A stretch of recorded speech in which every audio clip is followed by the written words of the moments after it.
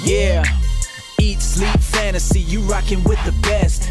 NFL Fantasy Football Podcast. We talking mock drafts, running backs, better follow the conversation. Hello, everybody, and welcome to another fabulous episode of the Eat, Sleep, Fantasy Football Podcast. My name is Dale. Thanks for joining us. This is going to be a super duper fun episode. My boy, my best friend in the world, Clayton Cadu, is here. Clayton, What's up, Dale? We're going to talk some sleepers today. Yeah, let's do it. Football All right. season's right around the corner. Let's make it happen. First, I have a question for you, though, Dale. What's up? Got this new hat on. Remember, I showed you earlier. Love it. Yeah. So, do the cool kids leave the sticker on, or should I take it off? Yeah, I don't think they're so cool. I think people think they're cool and they leave it on. I don't think those kids are cool. My wife looked at me like I was a fool when I left it on. Yeah. So maybe I'll take it off after this episode. Yeah, you're right.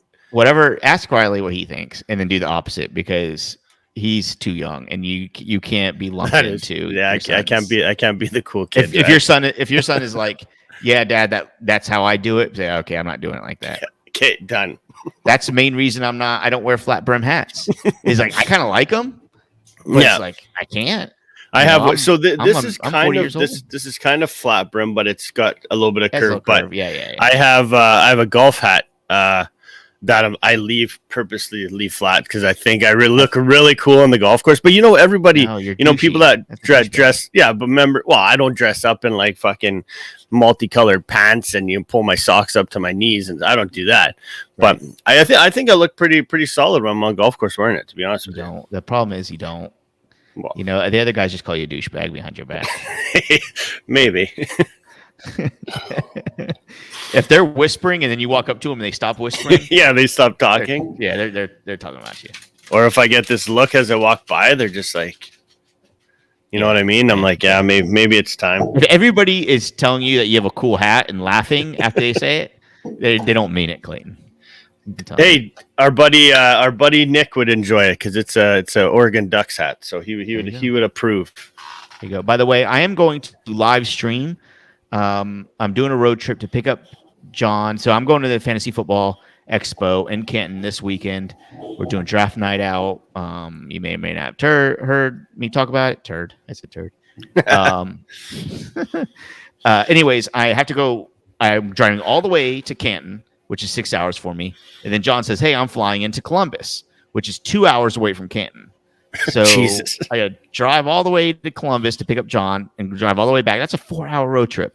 So I think I'm going to live stream that. I'm pretty sure. Maybe after I pick him up, we can live stream and talk, just talk shit. So if you guys want any part of that, make sure you join our Eat Nation private group on Facebook. That's where I'll go live. It's just the easiest. I'm not going to go through all the rigmarole to get streamed everywhere. I'm just going to go live on the Facebook. I'm still pretty jealous of not being able to get down there for that, but I will enjoy my time swinging clubs in the mountains. So I'll tell you that much. There you go.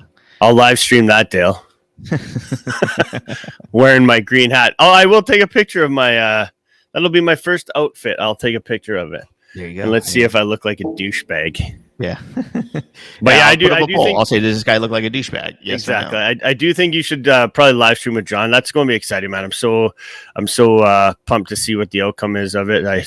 From the sounds of Twitter, the thing's popping pretty good. So yeah, what I'm going to do, because I had to pick up John at the airport, I'm going to wear my tracksuit to pick him up, and I'm going to put on my sunglasses, and I'm going to go to the terminal with a little sign that says Coach Chapman.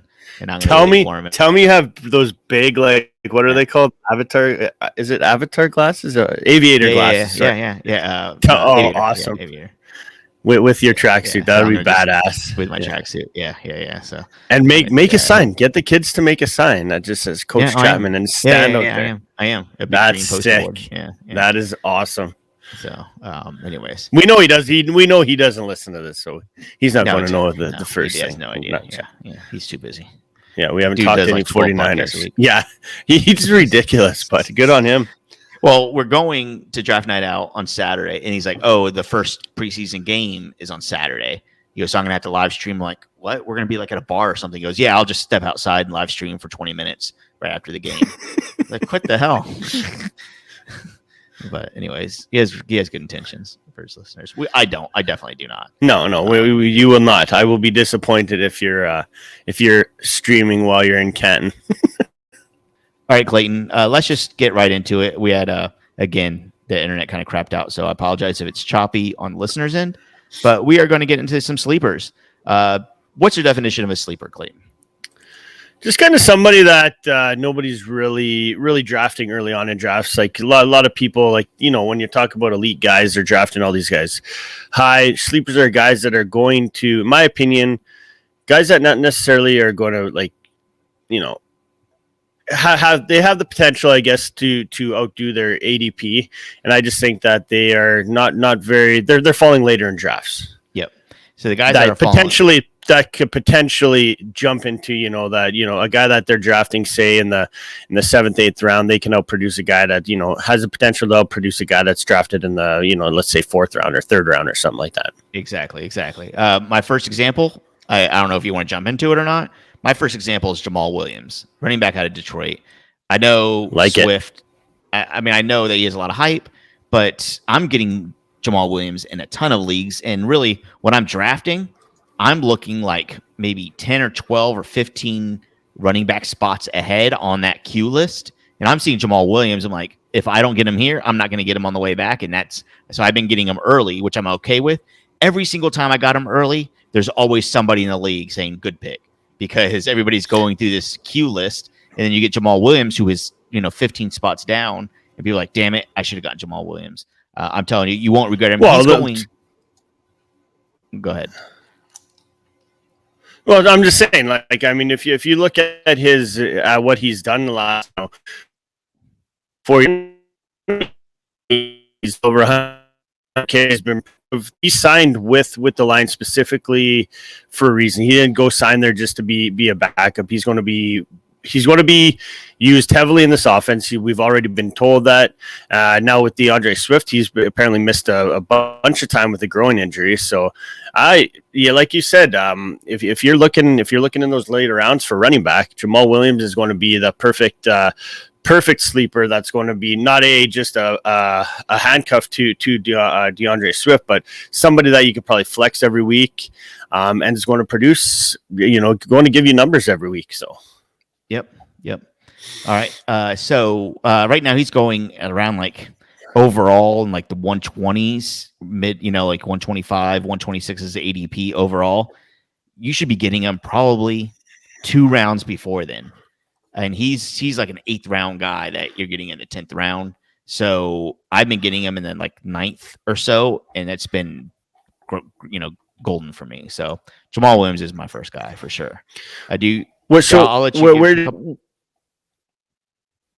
You like, where would you, so if you're talking about drafting him, where you draft him, when you're putting together your team and when you're drafting him, is he turning more into your, like, what is that, like your 3rd RB, or no, he'll be like my 4th. He's been like 4th RB.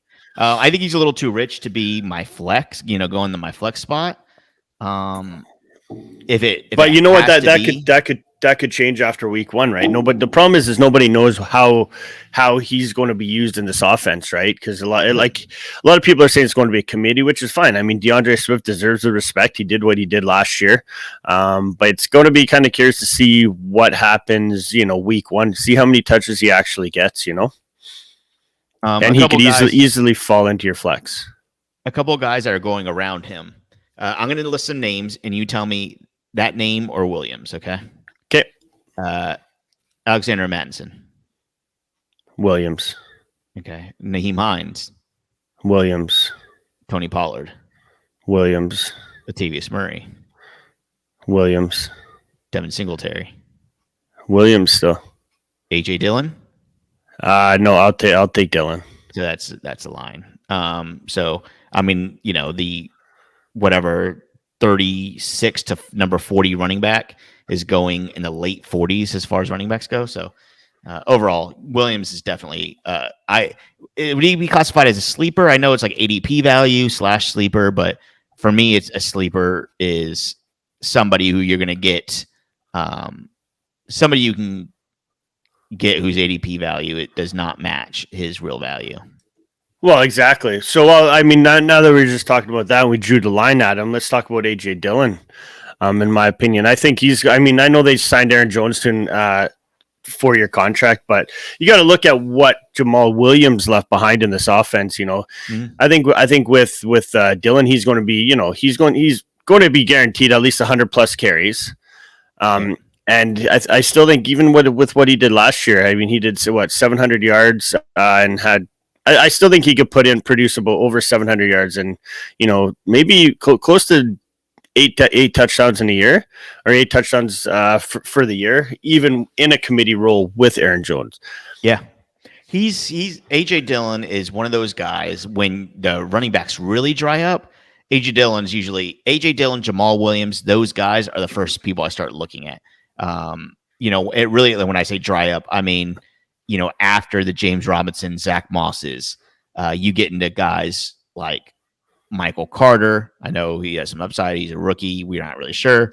But then you have, AJ Dillon, Kenyon Drake, Jamal Williams, Devin Singletary, Phillip Lindsay. Those guys are like the no man's land for me for running backs. It's like when those guys start popping, a lot of people just start drafting running backs and tight ends because they're not sure who to take here. And they just go over and look at other positions when they're drafting in their queues. So yeah, I love the appeal of AJ Dillon, just even after what we saw last year, and just the fact that he is going into a role where there is a lot of vacated carries and stuff like that. That's why I do love where he's been drafted, and why I'm more than happy to get him in the later rounds. All right, what do you got there? You got some in your hands. I haven't even talked about this, but it was done by accident. I was like thinking, why not? We talked about Jamal Williams and Aaron Jones just now, right? Yep. I have, and I think we're going to do this, okay? If you got, and I don't care if you've written a review on iTunes before or not, if you write a new one and just send me either on social media or at my email, contact@eatsleepfantasy.com. I have this football that's been sitting on my desk for, hold on, let me see. Yeah, right there. That's Aaron Jones' autograph. Sick. All right. And it's kind of hard to see. It's not a great signature, but Jamal Williams is on the back, but you can kind of hide it if you don't want it. Aaron Jones that's sweet. Yeah, that's still pretty cool. But Aaron Jones' autograph is very clear, and it's awesome. It's on NFL football. If you guys aren't on YouTube, it's just a brown NFL embroidered football that we got signed by Aaron Jones at a convention. If you guys, I'm going to randomly select. Don't put, I'm doing this for Aaron Jones football in the iTunes review. Write something good for us. Tell us how awesome we are. Give us 5 stars on iTunes. Figure out a way. A lot of people don't have iTunes. Get your friends. I don't care. Whatever you do. Send me a screenshot. Send me a picture of your review. And then I will give you guys a week. Let's see. It is, this is going to come out on August 12th. So I'll give you until Saturday, August 21st is the deadline. Write a 5-star review. I will personally send this off, and I'll send you a Eat Sleep Fantasy t-shirt too. And we'll live draw. You got to do a live draw, Dale, for it. You got to put everybody in a hat and live draw for it. There you go. I'll do it. So I won't be here. Standard, right? Standard. Clayton. All right. So that worked out perfect. I was thinking about doing that, and I figured might as well. It's just been sitting here in my background. So anyways, go check that out, or go give us a 5-star review on iTunes. We need some more 5 stars. I got a iTunes review that said ZZZZZZZ. Man, I gave way back in the day. I remember going through. I was on my iTunes the other day, and I clicked through, and I'm like, "Who do I leave reviews for?" And you should see that just a cheesy one I left you guys. What a fool was I!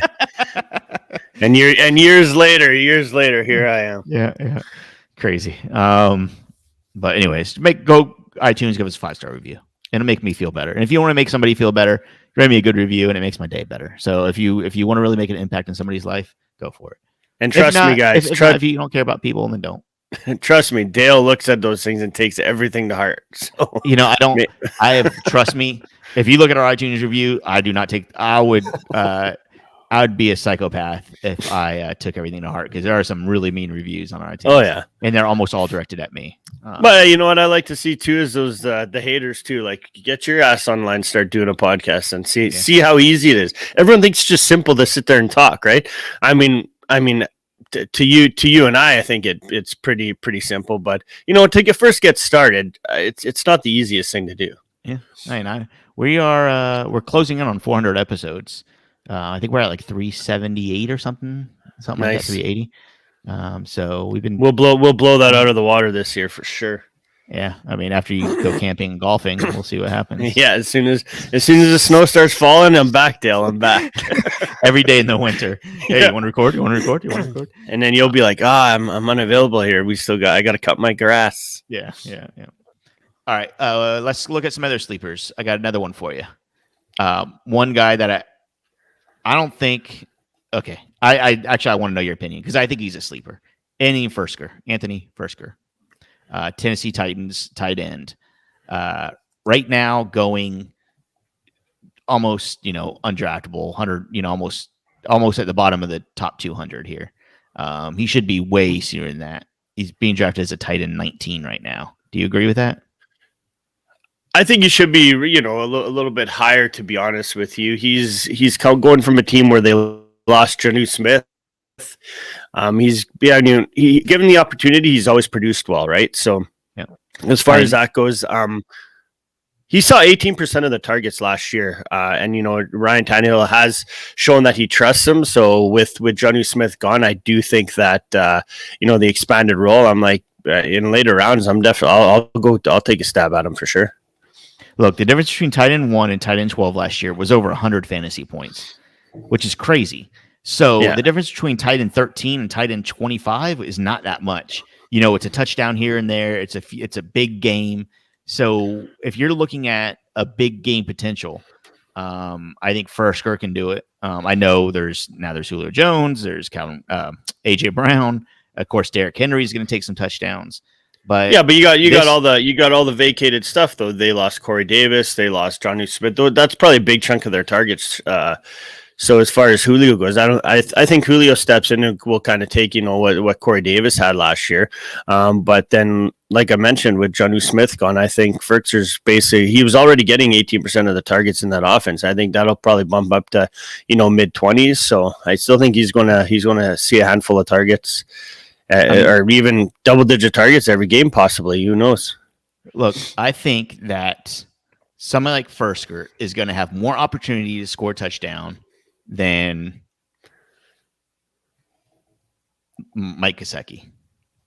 Agreed. I think he'll have more. And Mike Gesicki's, being drafted 10 tight end spots ahead of him.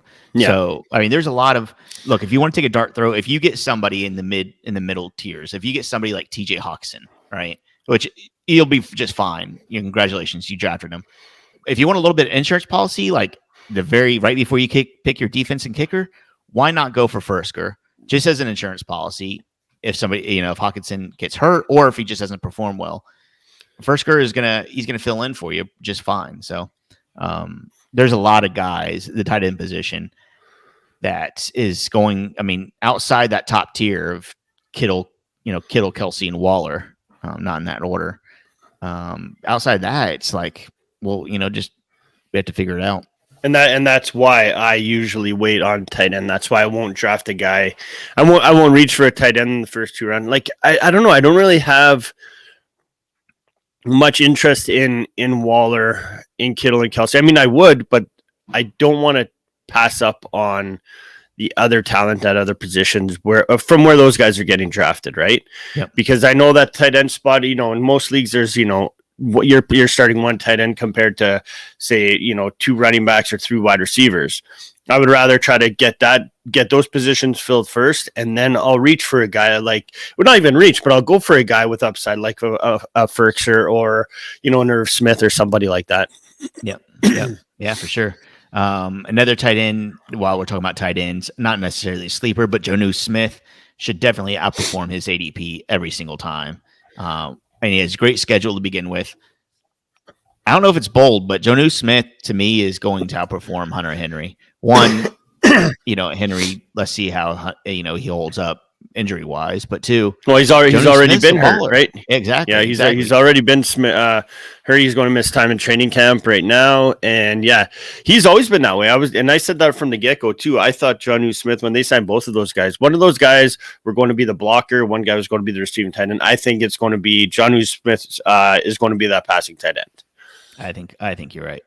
Or the receiving tight end, I guess. Passing tight end, that would be me. He's throwing touchdowns. Let's see. Where is Hunter Henry? Jonu Smith right now is being ranked around tight end 15. Hunter Henry is 18. So they're close. They're probably ranked appropriately. But just Jonu Smith isn't talked about enough, and I just want to talk about it. All right. Let's talk about some other possible sleepers here. Let's do it. Let's go to quarterback position. Can I talk about one real quick?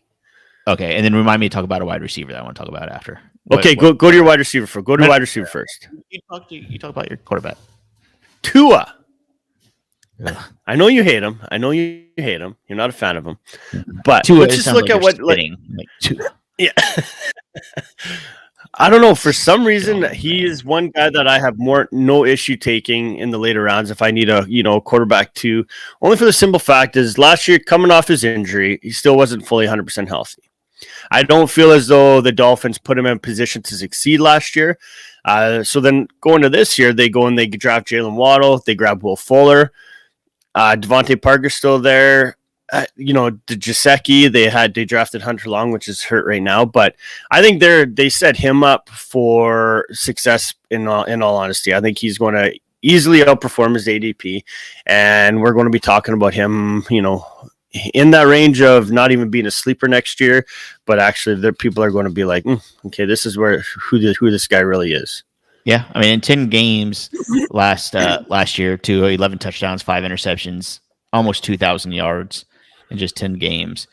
I think he's okay. Right now, he is being ranked around like quarterback 19, depending on what site you're using. I'm going to give you a list of quarterbacks, and you tell me if you'd rather have Tua or them, okay? Sam Darnold. Okay. Sam Darnold. Tua. Tua. Derek Carr. I'll take Carr still. Okay. Justin Fields. I haven't seen him throw a ball yet in the NFL, so I'll take Tua. Daniel Jones. Tua. Ben Roethlisberger. Upside-wise, Tua. Tua. Ryan Fitzpatrick. He's going to ball out, man. Baker Mayfield. I can't wait to watch him. Yeah. Baker Mayfield. I'll take Baker. So you have Tua ranked. Yeah, Baker for sure. You have Tua ranked around the same. I mean, quarterback 2019, 18, 17, somewhere around there. Somewhere in that tier. So although another sleepy guy would be, I don't know, in my opinion, I'm really curious to see what Darnold does in this offense in Carolina. Sleepy guy. I don't know. I don't know why I keep getting heat on that every time I even mention him. Who? Sam Darnold. Yeah, I've loved Sam Darnold always. He's walking into the best offense that he's ever played in, best coaching staff he's ever played for. And I mean, he's got, if you look at who he's got throwing the ball at, Robbie Anderson, his best year in New York, that was with Robbie Anderson. So, I mean, they already kind of have a rapport together. I do think that, I don't know. It's just. He has Robbie Anderson for sure, who is a viable option. DJ Moore, of course, is probably the best wide receiver he's played with. The next sleeper I want to talk about is Terrence Marshall. Yeah. He's getting a lot of hype this offseason. Definitely a wide receiver 3 in this offense. But he could still produce points, and being drafted, pretty much not being drafted at all. I think if you're taking a dart throw, I think Terrence Marshall could emerge. And is he going to outscore DJ Moore? No. Will he outscore Robbie Anderson? Probably not. But I think there are going to be weeks with good matchups where you're going to see him get 80 yards and a touchdown. Terrence Marshall, that is. He's being drafted as the 70th wide receiver off the board, which is ridiculous. And he should be closer to like in the 50s, I'd say. But I mean, that's all hype. So, well, I just think that's what the problem is. I just think a lot of people are not sure who's going to step in in this rookie class, right? So, I mean, you look at a lot of people, I think will sleep on him only for the fact that they got Darnold throwing him the ball. Like if you had him walk into an offense like say Kansas City or Yeah, just like a Kansas City or a Buffalo or something like that. I think we wouldn't really be talking about him as a sleeper, even if he's like the wide receiver 3 on it. If on say the Buffalo Bills, right? You know what I mean? Or even KC. I think you're still talking about him. I think he's getting drafted way ahead of where he's getting drafted now. I do feel as though it has to do with the fact that it is Sam Darnold throwing him the ball, and how many receivers can he actually make relevant in fantasy? Yeah. Yeah, I mean, also, look, you're talking about a third option for Sam Darnold. It doesn't sound very sexy, but No, I will tell not at you, all. if I'm putting again using the word dart throw, if I'm having a dart throw on between these guys, I'll name a couple guys that I'd rather have Terrence Marshall over just for the upside: Randall Cobb, Sammy Watkins, AJ Green, Brian Edwards, Alan Lazard, Brashard Perriman, Christian Kirk, all those guys, I would take Terrence Marshall ahead of just for the upside. I'm not saying, the floors, I think those guys could do better in fantasy. But at this point, when you're drafting that late in the draft, go for some upside and go for a home run. And Terrence Marshall could emerge and be like, holy crap.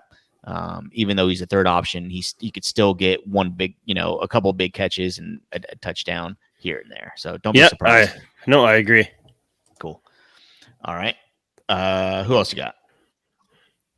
I'm gonna go with a guy like Russell Gage for the Falcons.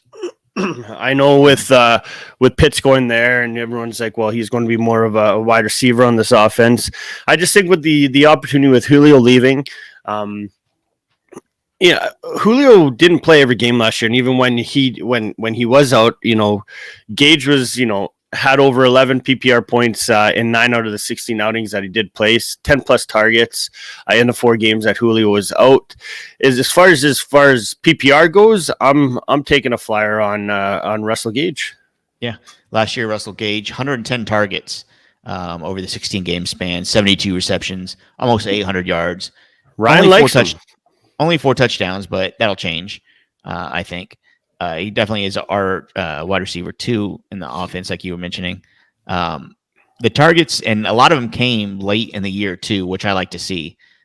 Starting at week 11, he had 12, 5, 8, 7, 10, another 5 targeted game, and then 11. So he got 3 double-digit target games in the last 6 weeks, and 3 touchdowns in those 6 weeks as well. So Russell Gage, and I'd also. If I'm looking at grabbing a guy in later rounds, I'm looking at a guy who's in a really, a high volume passing offense, right? He's going to get targeted over a guy like, say, like a McCole Hardman, where yes, he's going to get targeted, but I think he's got two solid guys ahead of him that are going to eat up all those targets. Where I think Russell Gage walks into a position where he can see, 8 to 10 targets a game. And basically the volume is going to be there for him. Yep. So speaking of the Falcons passing game, I want to talk about their running game. We talked about Mike Davis. Listen, if you draft Mike Davis as a late RB2, right? Like if you have your 2 wide receivers already and you have one, if you went like, I don't know, I'm just going to throw a name out there, like Dalvin Cook round 1, then you went 2 wide receivers, and you're looking at these running backs starting to dry up, Mike Davis is going like pick 55, 60 in most wild leagues. That's crazy. He should be like in the 30s, honestly. Yeah. And he's going to win somebody's league. I'm telling you. You grab him after you grab Dalvin Cook and 2 stud wide receivers. You grab him, you're golden. I'm telling you. He's going way too late. Well, especially if you're a type of person that wants to load up, most people will pick their stud running back in round 1, and then I'm personally a back guy, but as far as if I'm going to wait for my running back 2, that's the type of guy that I'm going to try to get. And the 4th, 5th round is a guy like Mike Davis that he's walking into. He's their number 1. How do you? He doesn't even have much behind him to begin with. I mean, there is, I guess, there's undrafted free agent Hawkins that back there, but as far as that goes, yeah. I love the opportunity that Davis is going to get, and he produced at a high level last year with McCaffrey out. I think he even finished as like a top 15 running back. So I don't think he's going to walk into the same. It's a different scheme and everything like that. But I do feel as though with that coaching staff, I think they're bound to run the ball a little bit more than they have in the past. Yeah, I mean, it's hard to compare because we're not, we're on a different team, different scheme and all that. So Mike Davis did finish, around running back 15, depending on your format. But just, whoa, geez, Clayton. Sorry, my bad. I hit my mic. Sorry. When he gets opportunity, he scores. He's a big guy. He can catch the ball too. I mean, multiple games with 6+ targets. What did people nickname him? Quadzilla? He's a big dude. Yeah. Look, his floor is 50 yards and a touchdown. I think that's just like what you expect, right? Yeah. And so, given more opportunity, I don't know. Mike Davis will win your league. I'm telling you guys. If it's one thing you're taking away from this episode, is keep an eye on Mike Davis. Don't let him go. Don't let him go at pick 60. Okay, that's what I'm trying to tell you. Definitely not. Well, we're on I don't know. We seem to be talking a lot about running backs in this episode, but what do you think of Philip Lindsay? I mean, we're talking about a guy that's on a shitty offense now. We still have no idea what's happening with the Texans quarterback situation, but Lindsay he's in a backfield. They did sign him. They have David Johnson there. They got Mark Ingram. Are you drafting him in those later rounds? We're talking about a guy back-to-back seasons posting over 1,000 total yards and 8 touchdowns. So, he's the type of guy that nobody's talking about, and I am more than happy to take him as my, like you were mentioning, RB4s earlier on in the episode. I'm more than happy to take him as my RB4. Yeah. I mean, again, him, Jamal Williams, AJ Dillon. Right? I mean, he falls into that land. Well, you look at David Johnson, injury prone, 29 years old now. He's I don't know. We've seen the best of him. And I think Houston's going to be playing a ton from behind. I think you're going to need a pass catching back, which is exactly what Lindsay's going to be in that offense. Yeah. So give me Lindsay all day over any one of those other guys from where they're getting drafted. I mean, not really talking about Ingram, but I'm more than happy to take him after, or even before David Johnson, to be honest with you. Here, I'll tell you, David Johnson, I'll tell you where he's being drafted. He's being drafted as the 33rd running back around pick 93. Philip Lindsay is going, hold on, just give me a second. You'll have to scroll down a while, man. I'm telling you. Let's see, where the hell is Philip Lindsay? Yeah. So we're talking about 93 to 136. So we're talking about 40 picks. Yeah. Later. No, thank you. I'll take Lindsay all day. So that's 3 rounds later. So you're going to take David Johnson or wait 3 rounds to take Philip Lindsay? Where's the value? The value, you're absolutely right, is in Philip Lindsay. Yeah. Guys over David Johnson is. You even mentioned guys ahead of Philip Lindsay. Huh? Even so, yeah. Talk about guys that are ahead of Philip Lindsay. Philip Lindsay, okay. I'm looking for some running backs. Naheem Hines, Tony Pollard. Yeah, no, I'll take Lindsay over those guys for sure. Yeah, Singletary. So they're in the same. He's in the same situation as where Jamal Williams is, correct? Yes, correct. Yeah, because those are the same names that you were mentioning. Yeah, exactly. Yeah, no, they're all grouped. That's what I'm saying. They're right in that island of like the no man's land kind of. People are skipping that island. To go and look at wide receivers and tight ends and quarterbacks. At that point in the draft, they're seeing those names and like, oh, let me just look for a wide receiver. But if you're getting a guy that's going to produce running back 2 numbers in, like, what round are we talking where Philip Lindsay is going? That's in the 10th round. Yeah, I mean, if you're going to get a guy that's going to produce running back 2 numbers in the 10th round and you're getting him as your RB4, That's ridiculous. Right. I'm not saying reach and draft him as an RB2. Yeah, no. Wait, if he's falling, I mean, take a stab at him a little bit earlier in the 10th round, unless people are really that far down on him. So, yep. Same thing with David Johnson. Instead of drafting David Johnson in the the 8th round, draft Tyler Boyd. Draft Devonta Smith, who has a lot of upside. Curtis Samuel, if you're looking for a running back. Zach Moss. Yeah. Michael Carter. Leonard. Oh, I'd go take those guys way before I pick David Johnson. Right. Tyler Boyd's going to be a sneaky value right now, considering he's going behind, Chase. He's going behind Higgins. Is Boyd's ADP jumped up? Last time I saw, he was falling to about the 7th, 8th round. Does that still the same? Seventh round. Yeah. 7th round. So, I mean, you look at what he's done in those games with Joe Burrow. I don't think with Chase there, I don't think that's going to make a difference. I still think Boyd's going to eat this year. Give me him as my wide receiver, 3 in the 7th round for sure. Yeah. Yep. Yeah, for sure. I think you're going to have to choose when you're drafting. You're going to have to choose between Tyler Boyd and David Johnson. There's going to be a moment where you're looking at those two guys and you're like, do I need another wide receiver? Skip David Johnson. Just skip him. The upside of Boyd in that situation is way higher. Yep. Than it's going to be with David Johnson. David Johnson's got too many people there now. I think he'll still start the season out as the starter.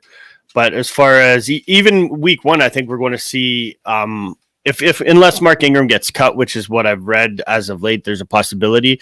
If the 3 of those guys were to be there, I'm ranking those guys: Lindsey, Johnson, Ingram. I think Ingram, if you're in like a touchdown only league, I think Ingram is going to be sneaky value there as well. I think he's going to be the goal line back. Lindsey being that pass catching back, and then David Johnson's. You'll see him. They're definitely splitting touches in this offense. Yep. All right. I guess let's keep to wide receiver because you said we're not talking about them enough. No. Okay. How about I'm going to pick a good wide receiver for you. Hold on. I'll give you. I'm looking. Okay. That's not a good one. I saw 2 and I was like, no, that's not good. Rondale Moore, Arizona Cardinals. Like Arizona Cardinals wide receiver. Right now, he's being ranked around, again, depending on your format. That's why I always like to say around. I'm not going to put a strong number on it because depending on where you're playing. But he's going around the 60th wide receiver taken. Which is, I think a lot of people are looking at that as in they got Hopkins, they signed AJ Green, they have Christian Kirk. I think not a lot of people are giving this kid enough credit. I mean, yeah, sure, he's a small guy, but I mean, he's fast as hell, I think, and there's a lot of hype coming out of training camp right now where he's turning a lot of heads. He's playing everywhere on the field, out of the slot, outside. And it's sneaky because someone mentioned, how they are allowed to wear whatever numbers they really want right now. He's wearing a tight end number. So people, I think, were looking into that like, interesting. Yeah. But, as far as everything goes, I do think that, I think they're going to use some early and often, especially, and the fact that, Arizona does run 4 wide receivers out there. I think it's like 20 to 25% of the time. So I do like more for sure. And there's upside there, right? I mean, I'm drafting upside here. This late in the draft, again, I know we talked about it a lot. We're talking about Emmanuel Sanders or Rondale Moore as your 3rd to last pick of the draft. Yeah, I'll take the upside. I'll take the upside 100%. on Moore. Yeah, I mean, I know he has had injury concerns, but give the guy the benefit of the doubt. If he's already turning heads in training camp and he's being used heavily already, let's just see how it plays out. Give a shot, take a shot at him, and go from there. Look, if you're in the 13th round, you've already drafted safe. You drafted your wide receivers, and you're happy. You don't need to go safe in the 13th round with Emmanuel Sanders. Go upside, get somebody like Rondale Moore, who's being severely underdrafted. Jeez, can you hear my kid screaming upstairs? Did you just leave him alone in the bedroom? Yeah.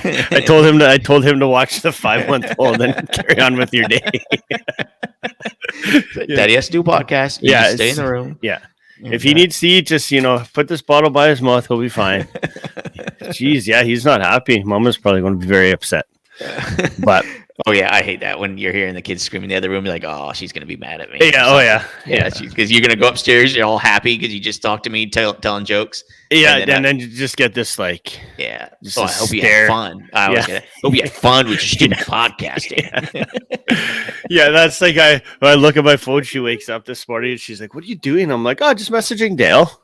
And she's like, because obviously there's a time change between us two, right? She's like, "It's 6:15 in the morning." I'm like, "Yeah, well, I'm not working. I'm usually up at 2:30. I've already slept in an extra 4 hours. I'm ready to go." Yeah, that's crazy. Oh man, she hates me. It's okay. Anyways, all right. Let's. We've been doing this for like 40 minutes. I feel like that's long enough. Oh yeah. And like I said, the listeners are going to get what they get at this point, Clayton. Yeah, and I mean, a lot of people. Some people are going to be drafting very soon here. Get these episodes now. We've been putting out content throughout the off season, which has been really good. Something different for us than we have done in the past. I do see a lot of value in these episodes, and I think a lot of guys do, and ladies. I think a lot of people do take these episodes serious, and I think they take our advice, Dale. Yeah, I mean, even yours. Oh, even mine. Don't forget, guys, the Aaron Jones autograph football is up for grabs. Just give us a 5-star review on iTunes. We are 5-star garbage. If you guys are old school OG listeners, don't forget 5-star garbage. That's what we are. We're 5-star garbage. And Dale, don't forget to mention we're just like a week and a half away from our best ball tournament. Oh yeah. If you guys want part of the best ball tournament, make sure you go to the link in the podcast description and sign up. We only have like 100 people signed up, so chances are you can get one of 5 awesome jerseys. So sign up. Again, Clayton, you're the man. Tell you what, if I said hi, and you guys have a good day. Yeah, it's been good. Enjoy catting, buddy. Have a good weekend. Cheers, man. You too. Later. Dream and eat nation, we doing what we like. Tune in every week, guarantee we get it hype. Fantasy, football enthusiasts, I know you plan to be joining us on Eat Sleep Fantasy.